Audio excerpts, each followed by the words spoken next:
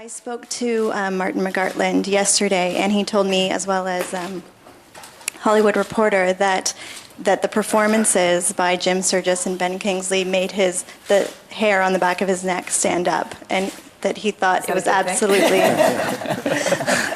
He thought the performances by the whole cast were absolutely brilliant and phenomenal, his words. So this is a question for Jim and Ben. How did you prepare for the role, and how did you try to portray authentically the real-life characters? Yeah, I mean, for me, I just, well, one, I read the script. That was my first sort of protocol. Then secondly, spoke to Kari. And then I got given the book, which is his book, 50 Dead Men Walking, which obviously is a book that he spent time to say everything that he wanted to say about his situation. So it was a good kind of starting point for me to kind of look into what he went through and who he was as a person and his take on the journey that he had. But most importantly, it was just getting myself to Belfast as quick as possible, really, and just kind of integrating myself with the people that are there. You know, speaking to people. The pub was the best place to find all the stories that we were looking for. So there was a lot of drinking, basically, went on with Kevin. And yeah, we just got drunk, basically, and spoke to a lot of Irish. And no, what was great was that there was, you know, Irish people are such storytellers, you know, and especially when you're sitting in such a relaxed environment, and all these amazing things would kind of come out. And, you know, as far as kind of approaching the role, I mean, I obviously never got to speak to him. You know, yeah, he's a hard man to find, so it wasn't easy for me to kind of get in contact with him and speak to him. So I had to kind of approach it like I would any other character, really. It was just kind of look into what's there on the page and what I could find out from sort of other sources. So that was sort of what I had to do, and then sort of use my imagination and my perspective of what I thought was sort of going on and the experiences that I'd had. You know, as we got to know various people from the IRA, and that was really interesting for me. You know, mainly because as I grew up in England, you know, the IRA would be on the television and they were sort of presented to me as kind of, you know, these thuggish kind of terrorists that were blowing people up. And that was just my take on what the IRA was. So then I went to Belfast and I actually met some of these people, and I found them to be, you know, intelligent and, you know, these great characters, a lot of fun, very kind of, you know, you were drawn in by just the characters that they were. So it made me really understand the sort of conflict. If I could feel that in such a short space of time, what Martin McGartland must have felt like, having grown up with a lot of these people and the infectiousness of these people, and then, you know, to try and find his way to do the right thing in such a difficult situation and such a, you know, the problems that was happening in Belfast.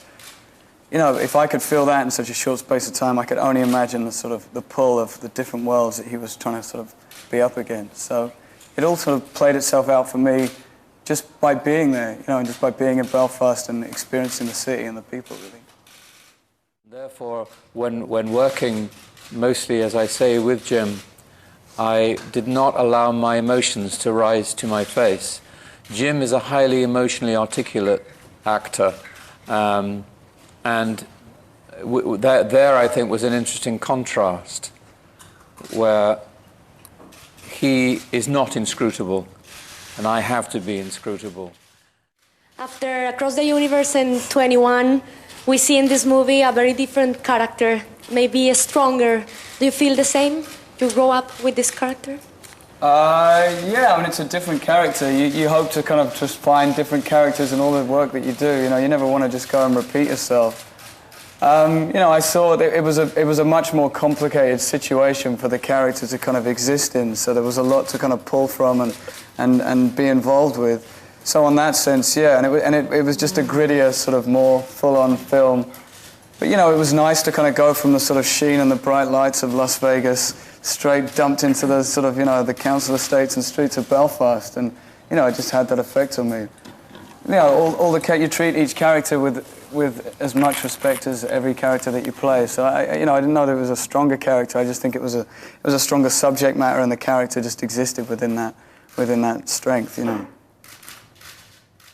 This is a question for the cast. Following on from Kari's answer, were there any times when you did feel that you were frightened about shooting in Belfast and so on? I felt unstoppable. We had like the IRA like hanging around us. They knew where we were at every moment. You know, me and Kevin would come back from the week after the weekend, and they were like, "How was it down the Crown Pub?" We were like, "How do you know we're at the Crown Pub?" So I felt fine. I mean, I had a few moments. There was one moment where we were filming in a fairly rough area of Belfast. We were doing a night shoot. And of course, like slowly, the crowds kind of grew and grew, and you know they all get word that there's a film going on, and you know the kids everywhere stealing our sandwiches and drinking our tea, and you know they just kind of multiply and they're kind of everywhere. And we were standing there doing a scene, and this kind of, I want to say a rock, but it was more like a stone, just came flying across and just smacked me in the head.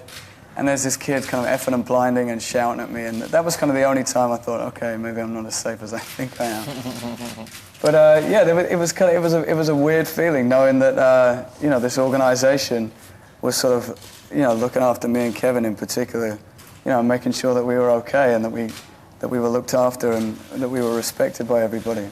And we were going to places that we could never dream of going if we hadn't been with them, you know.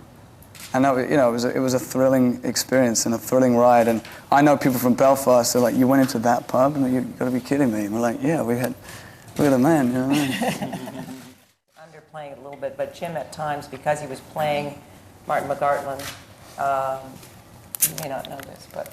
No, I try to ignore because he was playing a character that they were not sure of, well, that they don't like at all. There were times, you know, we had very close watch on you. There wasn't anyone you talked to that they didn't tell me that. No, I knew that. I know. They knew where I was all the time. So we had our hooks into what was going on, so that you weren't ever in jeopardy. And there were times when, you know, even on set, some folks gave you the cold shoulder at certain points to really give you the feeling of what it was. Yeah, they were great in that way, that they would really kind of pump up Kevin and really kind of, and then just ignore me, you know, and not even speak to me for days, even though I felt like I was really good friends with some of these people. And to give them this feeling of what it was. Yeah, just to give me an idea of, you know, just the guilt and the feeling that I just let them down. And, you know, they were just getting so involved in the whole thing. And there was one day we did where Martin gets sworn into the IRA, and it was such an emotional day for everybody.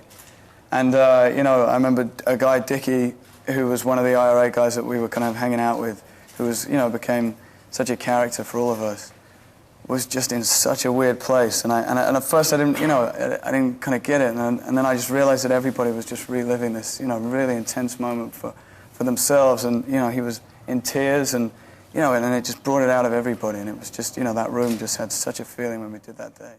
Obviously, Kevin and Jim became very good friends. And they put, by the way, the second each one of them put their foot on Irish soil, neither one of them ever spoke in their natural accent. So they didn't really know each other in an American or a UK accent. And it's taken a little... Until Sunday, until breakfast. Yeah, and they met each other again. It was like, it's all wrong. It's a re-meet. But it'd be great for you guys to comment on... There's a very powerful scene. We didn't really know each other that well, Jim and I, and I think we just sort of were in it so heavily that for us to sort of have that scene was a good sort of way of not just the characters saying goodbye, but Jim and I saying goodbye as well, before we could both digest it and sort of resume a friendship. But it was, for me, it was the scene that I've done in my life that was the most exhausting. Yeah, well, when they turned around, they did my shot just before I'm kind of just about to bolt for the window. I don't know whose idea it was either Kari's or Kevin's, but Kevin just kind of stood behind the camera and just kind of shouted all these things at me, but he wasn't calling me Martin, he was calling me Jim, and it just resonated, and I just kind of burst into tears, and, you know, it just welled up, and it was just a very kind of intense moment for us both, wasn't it? But yeah, it was a nice way of sort of working out what our friendship kind of meant within the film, you know, and together.